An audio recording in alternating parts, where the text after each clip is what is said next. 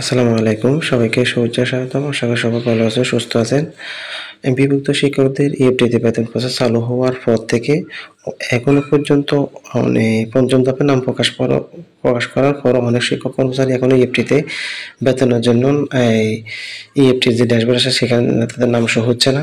তো তাদের অভিযোগ হচ্ছে তাদের তথ্যগত ভুল না থাকার পরও তাদের এই ইএফটিতে নাম আসে নাই, বেতনের জন্য নাম সিলেক্টেড হয় নাই।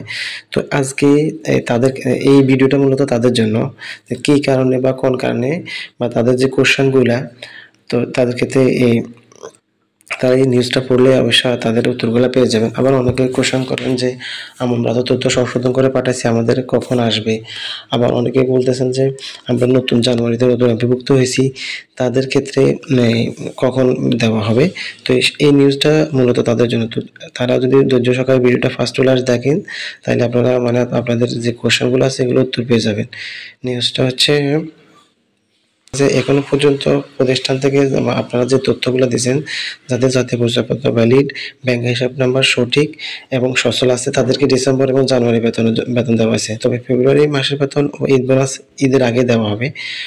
তথ্য প্রদান করলে যাদের এনআইডি এবং ব্যাংক হিসাব নম্বর ভুল হয়েছে এবং তাদের তথ্য এডিট করে পুনরায় দিতে বলা হয়েছে, সেটার সময় শেষ হয়ে গেছে এবং অনেকেই এই তথ্য সংশোধন করে দিয়েছেন। পুনরায় প্রাপ্ত তথ্য এবং যারা জানুয়ারির মাসে নতুন এমপিভুক্ত হয়েছে তাদের তথ্য যাচাইয়ের জন্য আইব্যাসে যাচাইয়ের জন্য প্রেরণ করছে। তথ্য যাচাই কাজ চলতেছে।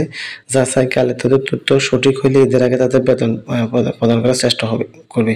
এটা হচ্ছে যারা নতুন তথ্য সংশোধন করে পাঠিয়েছেন তাদের ক্ষেত্রে, আর নতুন যারা এমপিভুক্ত হয়েছে জানুয়ারিতে তাদের ক্ষেত্রে। সোমবারের ক্ষেত্রে তথ্য যাচাইকালে অনেক শিক্ষক যা জানুয়ারি যখন 1 তারিখে যাদের ইএফটিতে বেতন দিয়েছে, তো তাদের তথ্য যাচাইকালে অনেক শিক্ষকের ব্যাংক হিসাব ইনঅ্যাক্টিভ বলা ছিল ব্যাংক থেকে, তাদের বেতন দেওয়া সম্ভব হয়নি। ইতিমধ্যে ব্যাংক হিসাব সচল করছেন তাদেরও ব্যাংক থেকে পুনরায় সংগ্রহ তথ্য করা হচ্ছে। আর যাদের ব্যাংক হিসাব সচল প্রমাণিত হবে তাদের ঈদের আগে বেতন দেওয়ার চেষ্টা চলবে।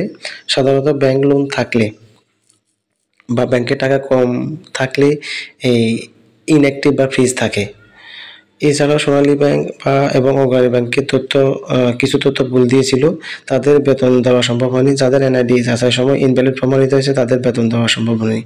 আশা করি আপনারা যদি এই নিউজটা পড়েন, আপনাদের যদি এই ধরনের সমস্যা থেকে থাকে, তাহলে আপনারা হয়তো এই সমস্ত সমস্যার কারণে আপনারা এখনো পর্যন্ত ইএফটিতে বেতন পাননি। ইএমএসএল কর্মকর্তারা জানিয়েছে নভেম্বর 2024 মাসের এমপি অনুসারে যাদের এমপি শিটের নাম, জন্ম তারিখ, পদবি, বিষয় ভুল, তারা অনলাইনে আবেদন করে সংশোধন করে নেবেন।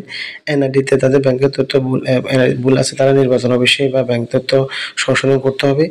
আর ডট, স্পেস বা হাইফেনের মতো ভুল অনলাইনে সংশোধন করার প্রয়োজন নেই।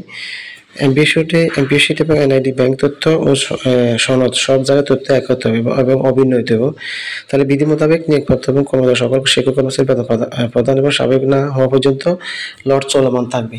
তো আপনারা অনেকে এরপর বলেন যে লট আসবে কিনা, তো সেক্ষেত্রে তাদেরও যদি তথ্য সংশোধন বা করতে জটিলতা হয় বা দেরি হয়, তো এই পর্যন্ত সর্বশেষ তথ্য সংশোধন না হওয়া পর্যন্ত লট চলতে থাকবে। তো আপনারা যারা এই ইএফটিতে বেতন এখনো পান নাই, তো তারা হয়তো এই তথ্যগুলো মিলিয়ে দেখতে পারেন যে আপনাদের এই সমস্যার কারণে হয়তো এই তথ্যগুলা এই কারণে হয়তো আপনাদের আসে নাই, ইএফটিতে বেতন আসে নাই। তো আশা করি আপনারা ইয়েটা পড়লে এই উত্তরটা পেয়ে যাবেন। তো ঠিক আছে, ভালো থাকেন, সুস্থ থাকেন, আল্লাহ হাফেজ, আসসালামু আলাইকুম।